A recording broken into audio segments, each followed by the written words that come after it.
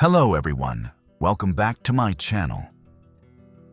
In this video, I'm going to recap one of the movies from 2025, Sinners.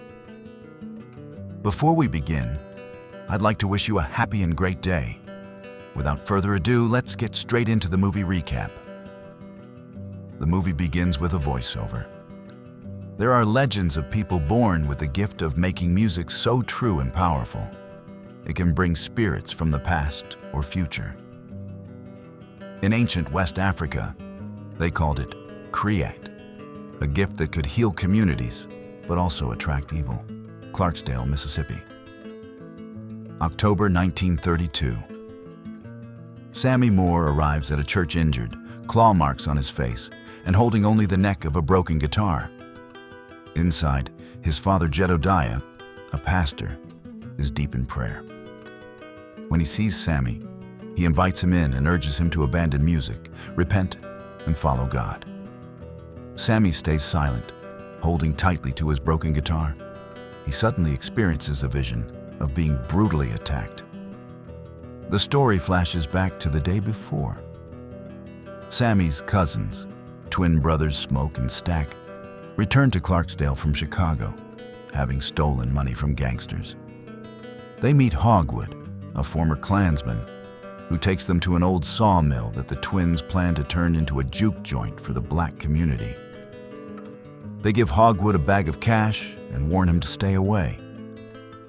Later, the twins pick up Sammy and head to a hidden roadside spot where they've stashed a truck full of alcohol for the opening party.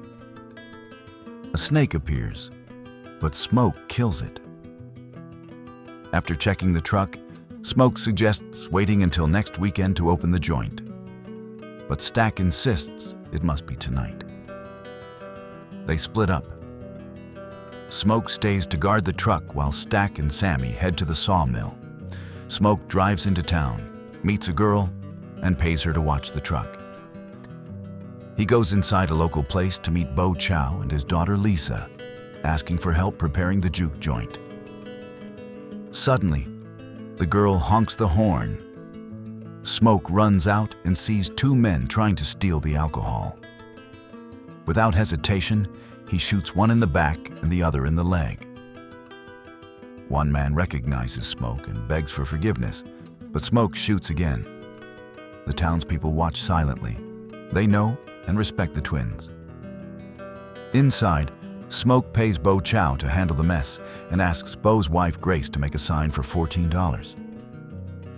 Meanwhile, Stack brings Sammy, who dreams of being a blues musician, to the train station to meet Delta Slim, a seasoned blues singer. At first, Slim refuses to perform, but Stack bribes him with Irish beer. Mary, a childhood friend and Stack's former love, appears, upset they didn't acknowledge her mother's death. Sammy flirts with Pearl, a married woman, and invites her to the juke joint. Smoke later finds his old friend Cornbread in a cotton field and hires him for security. He also visits his estranged wife, Annie, a voodoo practitioner. She refuses his money, calling it blood money. They once lost a child, which still haunts them. Annie reveals her voodoo has been protecting the twins. As night falls, an Irishman named Remick, covered in blood, seeks refuge at the home of a racist couple, Bert and Joan. He offers them gold in exchange for protection from engines. They let him in. Shortly after, a group of Cho men arrive and warn Joan that Remick is dangerous, but she dismisses them. Joan later discovers Remick is a vampire. He bites and turns both Bert and Joan. Back at the sawmill, the juke joint opens to a large crowd, but the setup costs a lot. Stack and Annie suggest accepting scripts as entry payment. Mary is let in without paying due to her mother's legacy. Stack brings Sammy on stage. His music is so powerful, it mesmerizes the crowd and begins to summon spirits. Ghostly black musicians appear, joining the celebration. The energy is electric. Remick, Bert, and Joan, now vampires, arrive at the juke joint disguised as traveling musicians. They play music trying to gain entry. Smoke senses something off and refuses, even when offered gold. Mary intervenes, tempted by the money. But when Remic's eyes flash red and he starts drooling, she pulls a gun. Remic lunges at her, turning her into a vampire. Outside, Cornbread leaves his post to relieve himself. Bert and Joan distract him. Meanwhile, inside, Sammy sneaks away with Pearl. Smoke and Grace notice. Mary re-enters, seduces Stack, and bites him. Smoke finds them, guns down Mary, but she doesn't die. She threatens revenge and vanishes. Stack dies from the bite. Smoke and Slim clear the juke joint. Only a few remain. Smoke, Sammy, Annie, Slim, Pearl, and Grace. Cornbread demands to be let in. Annie senses something is wrong. When Smoke tries to pay him, Cornbread, now a vampire, attacks, biting Smoke's arm. Smoke shoots him in the face. Annie confirms they are facing vampires. Stack reawakens as a vampire, pretending to be fine. When Smoke tries to unlock a closet door, Stack bursts out. Annie throws pickled garlic juice in his face, driving him off. Outside, the vampires begin dancing and singing, turning townspeople, including Bo, into monsters. The growing vampire horde surrounds the juke joint.